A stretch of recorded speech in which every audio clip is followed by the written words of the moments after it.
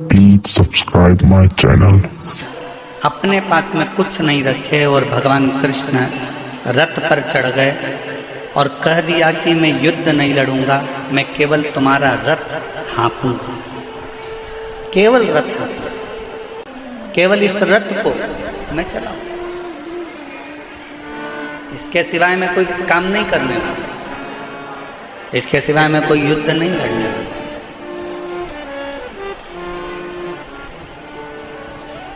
भगवान का काम यही है। भगवान कभी नहीं कहता कि मैं तुम्हें सोना निकाल कर दे दूंगा, भगवान कभी नहीं कहता कि मैं तुम्हारे बहुत सारा धन निकाल कर दे दूंगा, भगवान कभी नहीं कहता कि मैं तुम्हें संपदा ला कर दे दूंगा। और दुनिया में कोई ऐसा बाबा पैदा नहीं हुआ, दुनिया में कोई ऐसा महाराज पैदा नहीं हुआ तुम्हें गड़ा हुआ धन निकाल कर दे देगा। भगवान कृष्ण गीता में वर्णन कर दिए अर्जुन से कि अर्जुन युद्ध तुझे लड़ना है, कर्म तुझे करना है, मैं केवल मार्गदर्शन करूंगा।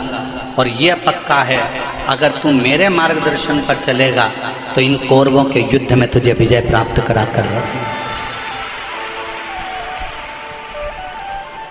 आप मेहनत ही ना करो और कहो कि मैंने तो अपनी पत्रिका दिखाई है, अपना हाथ दिखाया है, ज्योतिषों से पूछा है कि मेरे जीवन में तो दुख ही दुख है। अरे महाराज, थोड़ी मेहनत तो करो, थोड़ी कर्म की जागरूकता तो रखो, थोड़ा परिश्रम तो करो। और जब आपकी मेहनत, आपका परिश्रम जब आप करेंगे, आपका कर्म आप करेंगे तो उसका फल मिलेगा। आप मेहनत ही ना करो और सोचो कि मेरी दुकान चलती रहे और दुकान 10 बजे खोल रहे हो, 12 बजे खोल रहे हो, 1 बजे खोल रहे हो, शाम को 5-6 बजे जल्दी जल्दी के चक्कर में विराम दे रहे हो। जितना परिवार से प्रेम करते हो, जितना पत्नी से प्रेम करते हो, जितना बच्चों से प्रेम करते हो, उतना अपने कर्म से भी प्रेम करो, अपनी मेहनत से भी प्रेम करो और अपने परिश्रम से भी। भगवान विष्णु, भगवान नारायण का दर्शन आप करेंगे, भगवान ब्रह्मा जी का दर्शन आप करेंगे, भगवान राम जी का दर्शन आप करेंगे, भगवान कृष्ण का दर्शन आप करेंगे, भगवान शंकर का आप दर्शन करेंगे। सारे देवताओं के दर्शन को उठाकर देखिएगा। ब्रह्मा जी कमल के पुष्प के ऊपर बैठे हैं, ब्रह्मा जी कमल के पुष्प पर बैठे हैं। भगवान विष्णु शेषनाग की सैया पर विश्राम कर रहे हैं। पर केवल एक भगवान देवाधिदेव महादेव को ना तो आप सिंहासन पर बैठे हुए देखोगे, ना कभी शंकर भगवान को आप राज सिंहासन पर बैठे देखोगे, ना आप कभी शंकर भगवान को मखमल के कालीन पर बैठे देखोगे, ना भगवान शंकर को आप कभी कोई सैया पर बैठे हुए देखोगे, कभी ना भगवान शंकर को किसी कोमल वस्तु पर बैठे हुए देखोगे। भगवान शंकर को हमेशा कैलाश पर बैठे हुए देखोगे या मंदिर में शिवलिंग के रूप में, पाषाण के रूप में आप विराजमान देखो। वहां ना कोई सैया है, वहां ना कोई कमल का पुष्प है, ना वहां कोई कोमल वस्तु है। शंकर भगवान पर्वत पर, कैलाश पर बैठे हुए हैं और वहाँ ना कोई कोमलता है, ना कोई कम्बल है, ना कोई गदी है, ना कोई तकिया है, ना कोई मखमल है। मेरा शंकर भगवान उस पाषाण पर, उस पत्थर पर, उस कैलाश पर्वत के एक टुकड़े पर बैठे हुए। क्यों? भगवान शंकर की कथा कहती है कि भगवान शंकर ये दिखाना चाहते हैं कि कर्म के प्रति जागरूक रहना। ये दुनिया बड़ी कठोर है और इस कठोर दुनिया में आपको केवल आगे बढ़ते जाना है। यहाँ विश्राम का समय नहीं है, यहाँ कर्म की लगनता में आगे। वो एक लाइन आप लोग गुनगुनाते हो कई बार, दुनिया बनाने वाले क्या तेरे मन में समाई तूने काहे को दुनिया। किस लिए आपका और हमारा जन्म क्यों हुआ? आप और हम क्यों पैदा हुए? आप और हमारे जन्म का कारण क्या? आप और हमारे जन्म का केवल एक कारण है कि पूर्व में जो हमने कर्म करा है उसका भोग भोगना, उसका भोग भोगना। एक महिला ने पत्र लिखा है, उस पत्र में उसने लिखा है कि मेरी शादी हुई, 5 साल मैंने बच्चे के लिए इंतजार करा, फिर डॉक्टरों को दिखाना प्रारंभ करा, ऐसे मिलाकर 10 साल निकल गए। कितने वर्ष निकल गए? जम के बोलो जरा। 10 साल।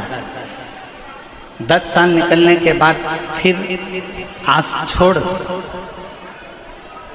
दिल्ली गई दिखाने के लिए, जयपुर गई दिखाने के लिए, बेंगलोर भी में गई, मुंबई भी में गई, टेस्ट बेबी भी करवाया। 15 साल ऐसे निकाल। कितने साल निकल गए? 15।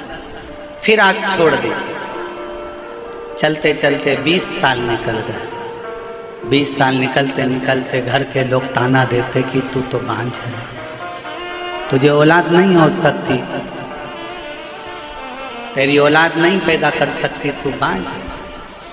25 साल निकल गए, ताने सुनते सुनते सुनते सुनते, अपशब्द सुनते। 28 साल निकल गए, 29 साल निकल गए, 30 साल निकल गए, विचार करती रही अब किससे कहे। जब 28 साल शादी के निकल गए, तब उसने 28वें वर्ष में टीवी को चलाते चलाते उसने कहीं रिमोट से ढूंढती चलती शिव पुराण की कथा मिल गई और उसने दिल लगाकर सुनी और विचार करा कि अगली कथा कब आएगी। टीवी के सामने उस अगली कथा का इंतजार करती रही और अगली कथा टीवी के सामने अपने पति को साथ बिठाकर सुनती रही। शिव मंदिर जाती रही, शंकर के मंदिर में जाकर झाड़ू पोछा करने लगी कि अब मुझे 28 साल निकल चुके हैं, औलाद नहीं हो रही है और अब आप मुझे संभालो। तब शिव की कृपा ऐसी हुई कि 28 साल के बाद पशुपति व्रत का चौथा व्रत था और उसका गर्भ ठहर गया और 30 साल के बाद 28 से 30 साल के बाद उसके घर औलाद। पत्र देखिए। अब विश्वास, भरोसा, दृढ़ता, आपकी भक्ति, 2 चीजें मूल है कि विश्वास और एक भक्ति। 2 शिव कथा कर रही है, एक विश्वास और एक भक्ति, 2। कितनी भी भक्ति कर लो, अगर विश्वास नहीं है ना तो उस भक्ति का कोई फल नहीं। दुनिया की चाहे कितनी भी भक्ति करो, माला पकड़कर बैठ जाओ, भजन करने बैठ जाओ, तुम्हारा मन करे वो करो, मंदिर चले जाओ, देवालय चले जाओ, शिवालय चले जाओ, तुम दुनिया की सारी भक्ति कर लो, पर जब तक तुम्हारे दिल में भगवान के प्रति विश्वास नहीं होगा तब तक भक्ति का कोई फल नहीं होगा। पहले नंबर पर है विश्वास, आपका भरोसा, आपका विश्वास। अब कितना विश्वास आप परमात्मा पर करते हो ये आपके ऊपर निर्भर करता है।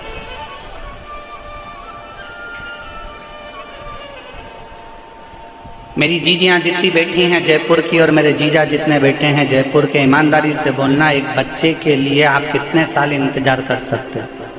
5 साल, 6 साल, 10 साल, 8 साल, 7 साल, 9 साल, 12 साल, क्या 30 साल तक बच्चे का इंतजार कर सकते हो? बोलो री जीजियों, सही बताना ईमानदारी से। क्या 30 साल तक आप अपने बच्चों का इंतजार कि मेरी बहू के घर, मेरी लड़की के घर में बच्चा 5 साल, 10 साल, 8 साल, देवरानी क्या नहीं हुआ, ननन क्या नहीं हुआ, इतने साल नहीं हुआ, उतने साल, तो कितने साल इंतजार करते हो? 30 साल में कोई आस भी नहीं लगा सकता और भरोसा भी नहीं कर सकता कि औलाद होगी। 30 और 30 वर्ष बाद अगर भगवान, इसलिए फिर निवेदन करेंगे जब शिव के मंदिर में 1 लोटा जल चढ़ाने के लिए जाओ, 2 चीजें जरूर मांगना। बाबा, किसी स्त्री की गोद कभी खाली मत रखना और किसी पुरुष की जेब कभी खाली मत रखना।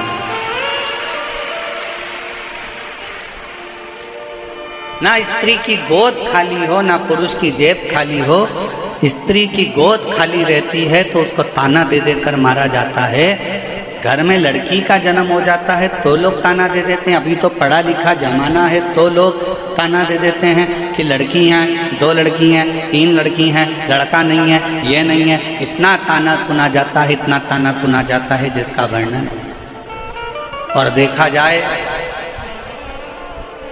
लड़का भाग्य से होता है और लड़की सौभाग्य से होती है। भाग्य का 100 गुना करो तब बेटी। भाग्य को 100 गुना कर दिया जाए तब बेटी का जन्म होता है। और बेटी का जन्म जब होए ना, सबसे ज्यादा खुशियां मनाना जी, बहुत खुशी। कितनी सुंदर शिव महापुराण की कथा कर रही है, जरा ध्यान करना। भगवान शंकर के घर में गणेश जी महाराज भी थे, भगवान शंकर के घर में षडानंद कार्तिकेय भी थे। पर जब भगवान शंकर अपनी लड़की का जब कन्यादान कर रहे थे, अभी आप लोग उसमें आप कथा में सुनोगे, शंकर भगवान ने अपनी 6 लड़कियों की जब शादी करी, जया, विषहरा, शामरीबारी, दौतली, देव, अशोक सुंदरी, भगवान शंकर ने जब अपनी 6 बेटियों की शादी करी तो कन्यादान में क्या दिया? शंकर भगवान ने जब अपनी बेटियों की शादी करी, कन्यादान। एक साधारण पिता अपनी बेटी के विवाह में क्या दे सकता? वो 6 बेटी के दामादों को निभा सकते हैं, 6 बेटी के परिवार को निभा सकते हैं, तो आपके परिवार को भी निभा सकते हैं। उस कथा का स्मरण करिए, उसको समझिए। बेटा भाग्य से है और बेटी भाग्य को भी 100 गुना कर लो तो सौभाग्य से। और कितना कितना कहे शिव महापुराण की कथा। बिंदु के प्राण छूट गए थे, गलत कर्म करते करते मरा था, इसलिए प्रेत की योनि में चले गए।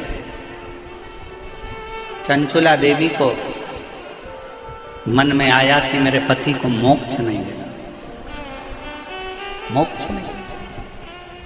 कैसे मालूम पड़ेगा कि आपके जीव को मोक्ष नहीं मिला? ब्राह्मणों ने कहा कि पिंडदान करो तो पिंडदान करा, ब्राह्मणों ने कहा तर्पण करो तो तर्पण किया, ब्राह्मणों ने कहा कि तिलांजलि करो तो तिलांजलि करी। इसके बाद में भी पितृदोष रह गया, उसके बाद में भी वो प्रेत की योनि में पड़ गया, तो क्या करें? इसलिए सारी समस्या का हल जम के बोलो जरा, 1 लोटा जल। बोल बम का नारा है, श्री शिवाय नमस्ते। इसलिए 1 लोटे जल की महत्वता कही है। पति के लिए तिलांजलि कर दी, पति के लिए तर्पण कर दिया, पति के लिए सारा कार्य कर दिया। तुमने भी अपने पूर्वजों के लिए, अपने पितरों के लिए कितना कितना करा, ऐसा कोई नहीं है जिसने नहीं करा। कोई ने ब्राह्मण का भोजन कराया, कोई ने कुछ कराया, कोई ने कुछ कराया। उसके बाद भी अपनी पत्रिका लेकर जाओ, हाथ दिखाने जाओ तो भी लोग कह देंगे पितृ दोष है, इसलिए तकलीफ भोग रहे हो। फिर भी लोग कह देंगे कि पितृ दोष है इसलिए कष्ट भोग रहे।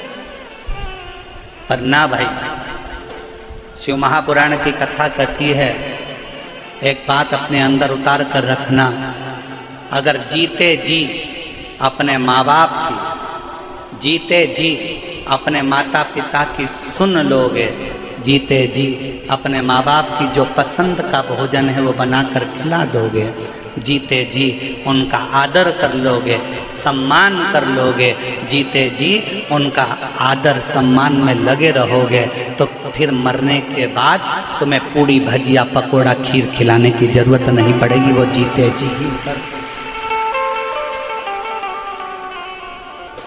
आप और हम आज के समय में माँ बाप का सम्मान जीते जी नहीं कर पाते,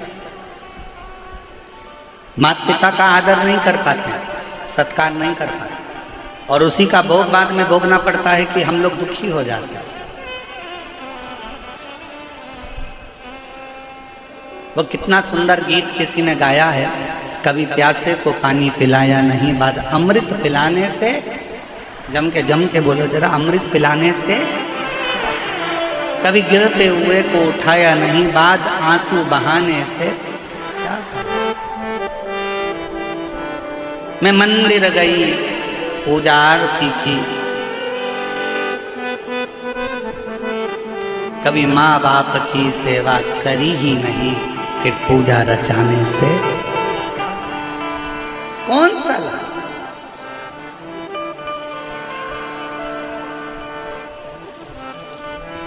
और जो एक धर्म पत्नी का फर्ज है,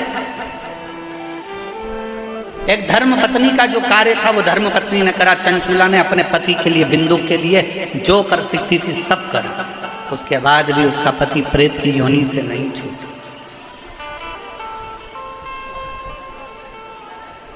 उसके बाद भी नहीं छूटता है। सिंहासन पर बैठो, कुर्सी पर बैठो, पद पर बैठो, प्रतिष्ठा पर बैठो, मना नहीं है, पर उसके साथ तुम एक मानव भी हो, तुम्हारे अंदर एक मनुष्यता है। जब पद, प्रतिष्ठा, कुर्सी, सिंहासन जब हमारा चले जाता है, एक सरकारी नौकरी करने वाला भी एक दिन जब रिटायर हो जाता है, और वो सरकारी नौकरी करने वाला जब ऑफिस में अपनी कुर्सी पर जाकर बैठता है तो लोग मना कर देते हैं, अब तुम रिटायर हो गए हो, चलो यहाँ से, अब तुम्हारी नहीं चलेगी। जब तक तुम्हारा सिग्नेचर काम कर रहा है, जब तक तुम्हारे पास में कुर्सी है, सिंहासन है, पद है, प्रतिष्ठा है, उसका सदुपयोग करो। जिस दिन सिंहासन से नीचे उतर जाओगे तो तुमने किसी गरीबड़े के लिए, तुमने जनमानस के लिए, तुमने साधारण व्यक्ति के लिए जो अच्छा करा होगा ना, वो अच्छाई एक ना एक दिन सिंहासन से नीचे उतरने के बाद तुम्हारे सामने आकर खड़ी हो जाएगी कि तुमने ये किया। वो तुम्हारे सम्मुख में आए। सबसे पहले आप मानव हो, आप मनुष्य हो। दिया किसने? आपकी लगन ने, आपकी मेहनत ने, आपके परिश्रम ने, आपके कर्म ने आपको सिंहासन पर ले जाकर बिठा दिया। आपकी लगनता ने बिठाया है, आपके परिश्रम ने बिठाया। कल कथा में एक बात कही थी, भेरू नाम के बहुत सारे लड़के होंगे, लीलाबाई नाम की बहुत सारी महिलाएं होंगी, एक ही दिन जन्मे होंगे, एक ही वार को जन्मे होंगे, एक ही तिथि को जन्मे होंगे, एक ही समय में जन्मे होंगे। भारत की भूमि पर ही क्या पूरे विदेश में एक घड़ी में, एक पल में लाखों बच्चे, हजारों बच्चे एक दिन में जन्म लेते हैं। पर ईमानदारी से बोलो, सबका भाग्य एक जैसा होता है क्या? जम के बोलो जरा।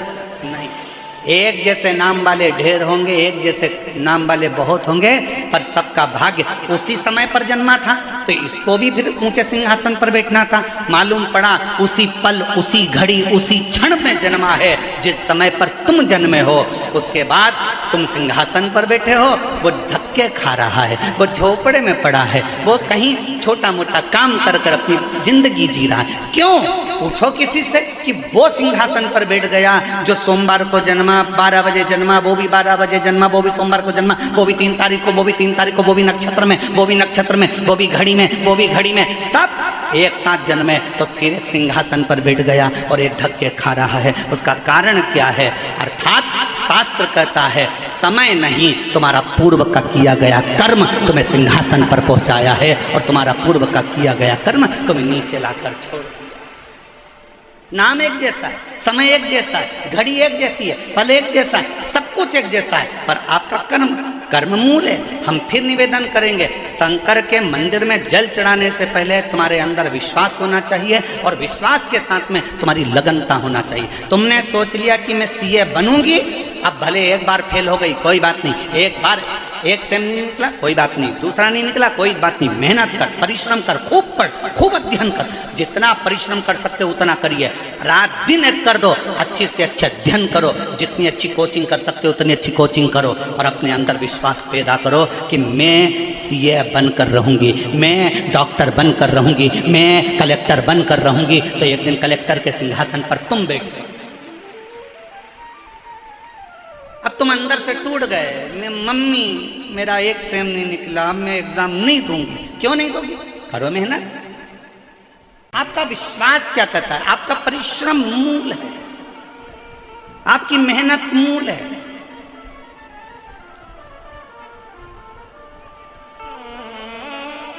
मंदिर में दीप जलाओ ना जलाओ कोई बात नहीं है, पर किसी का दिल ना दुखाइए।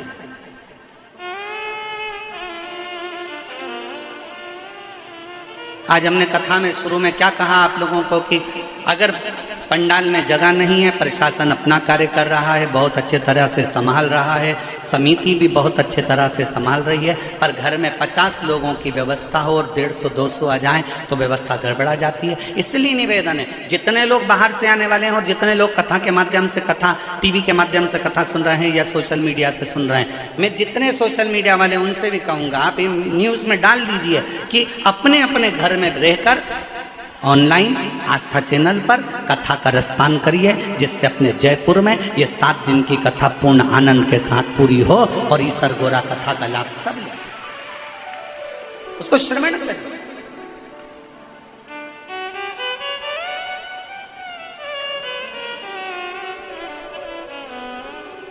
शायद किसी को नहीं मालूम था कि इस पिंक सिटी की शिव महापुराण की कथा वास्तव में पिंक सिटी जैसी हो जाएगी।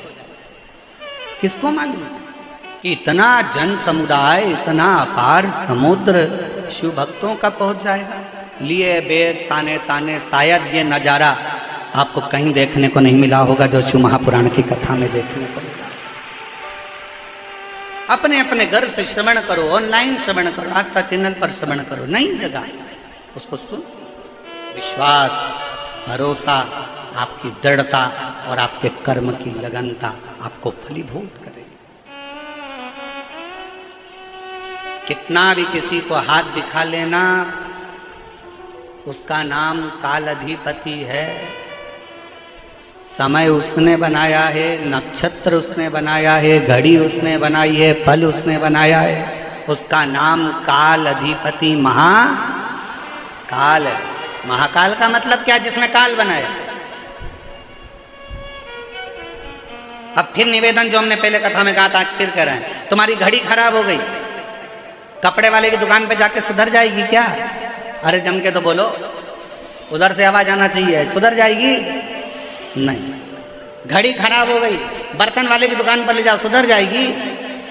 इधर वाले बोलो जम के जरा, नहीं सुधरेगी। घड़ी को कहाँ ले जाना पड़ेगा? घड़ी वाले की दुकान पर।